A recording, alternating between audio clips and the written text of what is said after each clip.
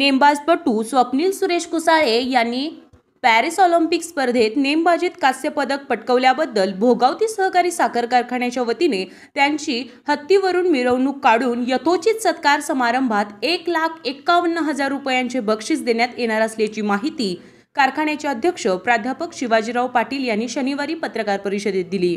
आशियाई स्पर्धेतील यशाबद्दल भोगावती कारखान्याच्या वतीने स्वप्नीलचा 1 वर्षापूर्वी सत्कार केला होता। त्यावेळी दिवंगत आमदार व कारखान्याचे तत्कालीन अध्यक्ष PN पाटील सडोलीकर यांनी स्वप्नील, आगामी ऑलिम्पिक स्पर्धेत जर कोणतेही पदक मिळवलेस तर तुझी भोगावती परिसरातून हत्तीवरून मिरवणूक काढून यथोचित सत्कार करू असे जाहीर केले होते। PN साहेबांनी स्वप्नीलला दिलेला हा शब्द त्यांच्या पश्चात आम्ही पूर्ण करीत असल्याचे श्री पाटील यांनी सांगितले। परिते गावच्या पाठीमागील पेट्रोल पंपापासून ते भोगावती कार्यस्थळावरील राजश्री शाहू महाराज पुतळ्यापर्यंत स्वप्नीलची हत्तीवरून मिरवणूक काढण्यात येईल। यासाठी जिल्हाधिकाऱ्यांची रीतसर परवानगी घेण्यात येणार आहे।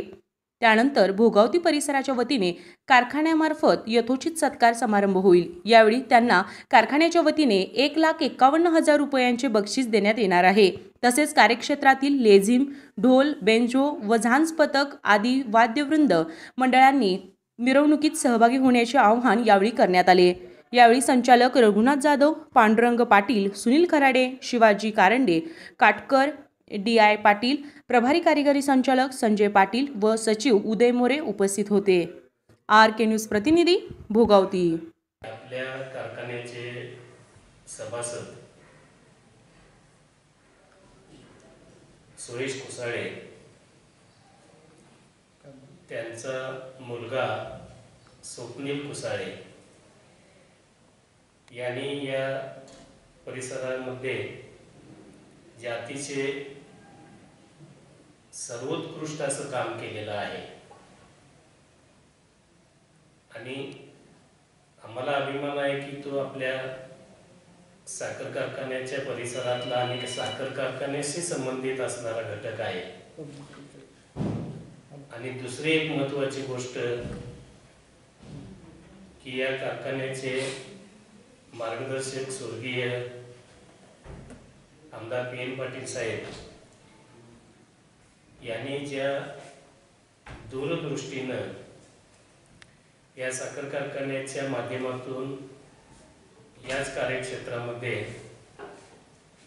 जे पब्लिक स्कूल सुरू केलेलं होतं, त्यावेळी आम्ही साहेबांच्या बरोबर होतो। साहेबांचा उद्देश एवढाच होता की